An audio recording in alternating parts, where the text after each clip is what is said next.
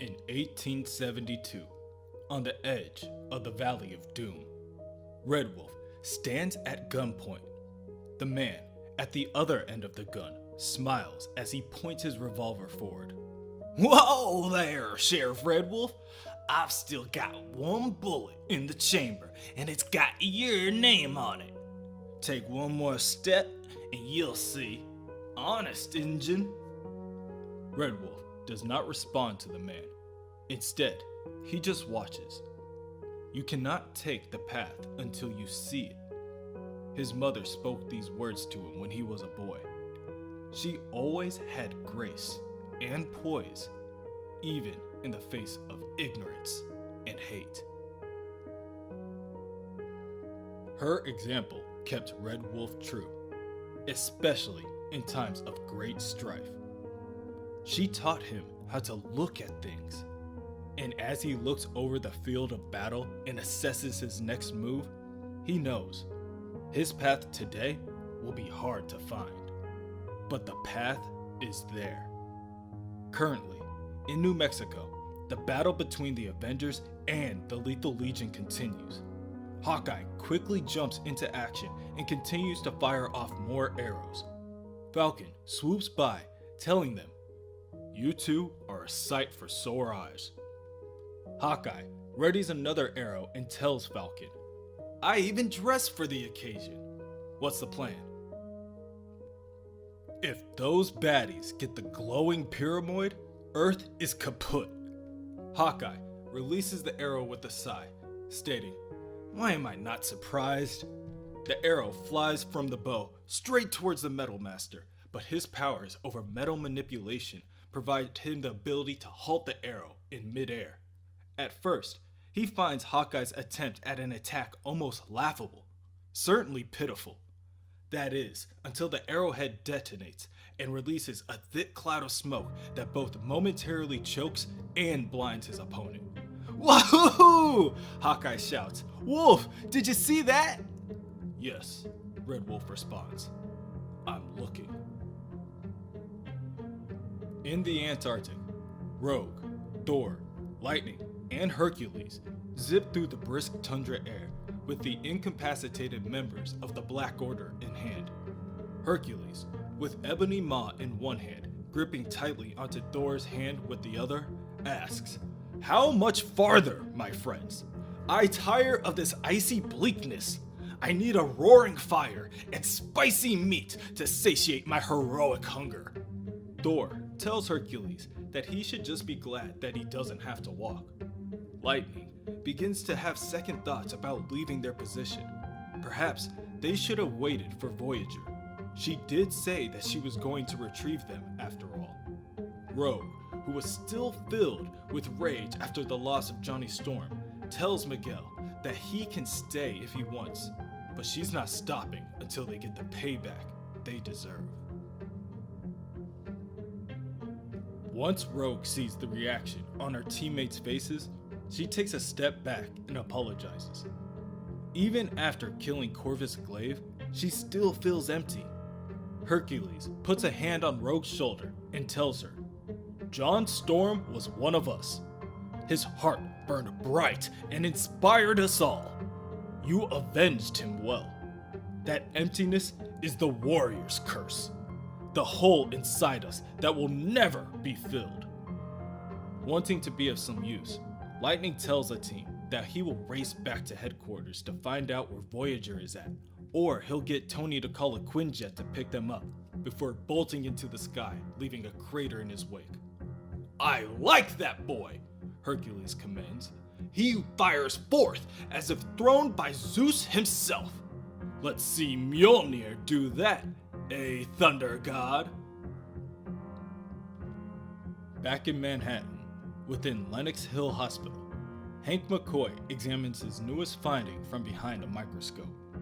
"You treacherous little malefactor. I found you.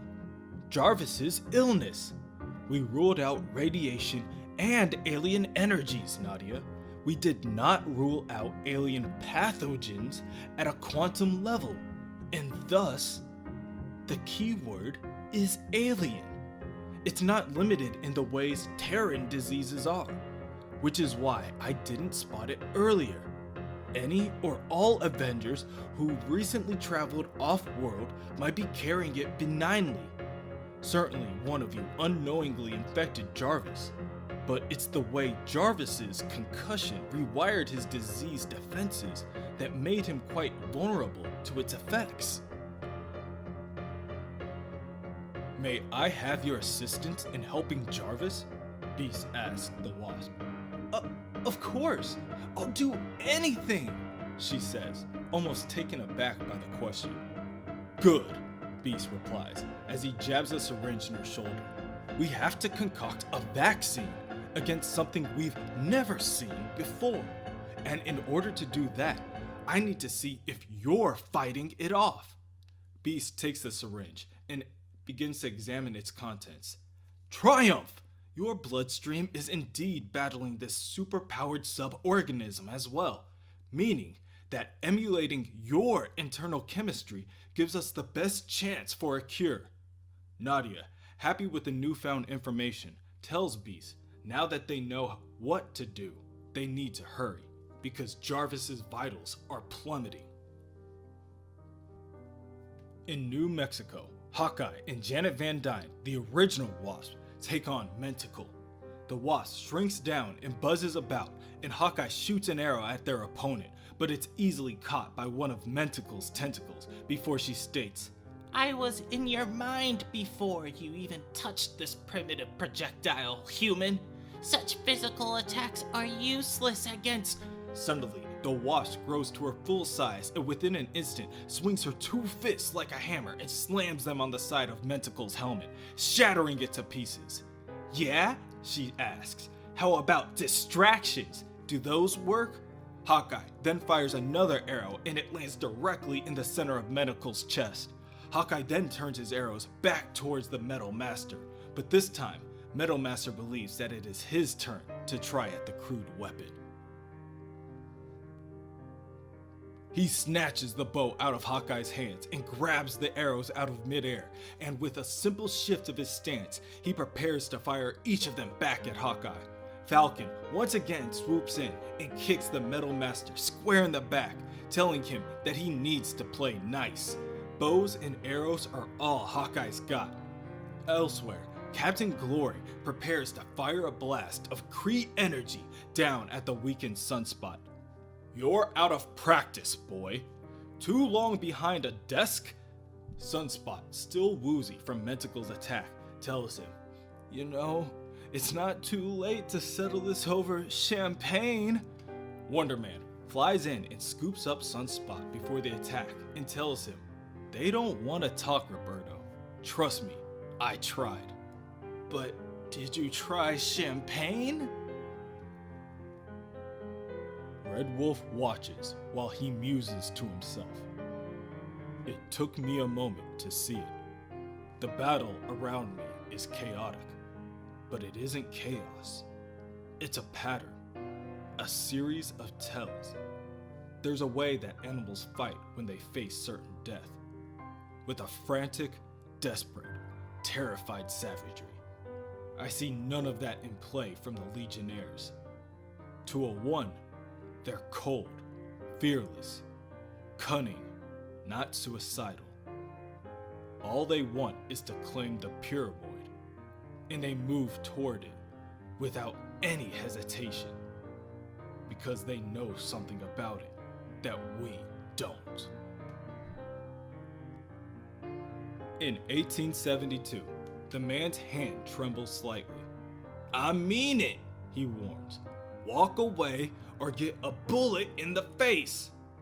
A bead of sweat drops down the side of the man's face, and his eyes shift, slowly transforming into ones of desperation and even despair. Red Wolf watches. He tells himself, fear and courage both make the heart race. They fuel the fire of our actions, but can make us blind to our own mistakes. But if one can slow their racing heart, take in the world around them and see the truth, the way forward becomes clear. It's just having the will to take it. In the present, Red Wolf tells Hawkeye, "Give me covering fire, Clint. You heard, Falcon. If our enemies take the Pyramid, Earth is one step closer to destruction. So, I'm going to collect it." Hawkeye stops firing his arrow and looks at Red Wolf. "What? No! You heard what happened to the torch. You touch it, you'll die." "No. If I vanish from this place, I will find my way back. You have my word. You've known me longer than anyone in this time has, Clint. We are brothers. Do you trust me?" "Damn it," Hawkeye concedes. "Okay, I can see a clear run coming up. You ready?" "Yes, I am ready." Hawkeye pulls an arrow back and tells Red Wolf, "When I give the word, break right." Red Wolf rushes forward into the battlefield and is immediately greeted by the two blood brothers. He continues to move forward, vaulting over the brothers and racing towards the Pyramid. Falcon flies back past Hawkeye and immediately questions Red Wolf's actions, but Hawkeye tells Sam to trust him. In the past, Red Wolf rushes towards his aggressor, and with a powerful strike to the jaw, he knocks the man holding the gun to the ground. The gun falls with a thud, and Red Wolf walks over to pick up the weapon. How'd you know?" the man asks, bewildered and rubbing the side of his face. Red Wolf examines the gun and opens the chamber, revealing it was never loaded, and says, "I looked." His parents taught him how to look, to read the world around him, to read the truth in people. He never forgot. If he dies today, it won't be from this. Red Wolf grabs onto the Pyramid, and with a burst of blinding yellow energy, he is gone. "No!" screams Falcon. "Damn it! We could have stopped them without..." Red Wolf didn't want to take that chance. And he was right, Hawkeye tells him. This way, their Pyramid is out of play. "When the hell did you get so callous, Barton? First Banner, now this? The man was your friend." "He's not my friend, Falcon. He's my brother, and he gave me his word. Red Wolf is not dead, and wherever he is now, I'm betting the torch is there too." In the Grandmaster's cosmic game room, the challenger grows angry. "I'm starting to think your obstacles are more trouble than they're worth." The Grandmaster turns to his old friend and then turns to approach the last purple Pyramid. "Oh, I wouldn't worry. As the Avengers will soon learn, this game cannot end in a draw." Careful, Gast, or I may decide to forfeit your game." "Then I'll die a winner. Look at how my Lethal Legion has fared next to your Black Order. The advantage is clearly mine, and thus I will claim the final Pyramid, the decider, the quintessence, and I know just where to put it. The Pyramid of the soul, of magic and spirit. Where better for it than among the dead and dying?" Within the hospital, the Wasp cheers as she reads Jarvis's updated vital diagnostic. Much to her surprise, both his heart and brainwaves are getting stronger. Suddenly, the Pyramid appears in the room just outside their door. Countless souls begin to swirl about, haunting and horrifying the surrounding medical staff and patients. The Beast sees this and tries to inform the Wasp, but out of nowhere, Jarvis awakens and sits straight up. "It's a lie," he tells them. "It's a lie. It's all a lie." Then, Just as quickly as he woke up, Jarvis seizes and passes back out in his bed. Within the game room, the Challenger watches. And such a location will summon your obstacles and force. They may even try to claim it. An amusing strategy. But I have strategies of my own, Endwy. Remember? A piece held in reserve. And I have something else too. I have my hate for you, Grandmaster. I have vengeance. I have my rage. The Challenger walks away from the Grandmaster, and the Grandmaster cannot help but be curious as to his next action. What are you doing? He whispers with an eyebrow raised. Reaching out with my mind, setting a direction, making an offer. Do you know what rage is, Grandmaster? Not the pain of betrayal, the hurt of being wronged by a friend. Pain is loud, you see. Hurt roars and bellows. It only wants to be left alone, to heal or to die. But rage is silent. Rage is cold. Rage cannot be stopped. And it never, ever dies.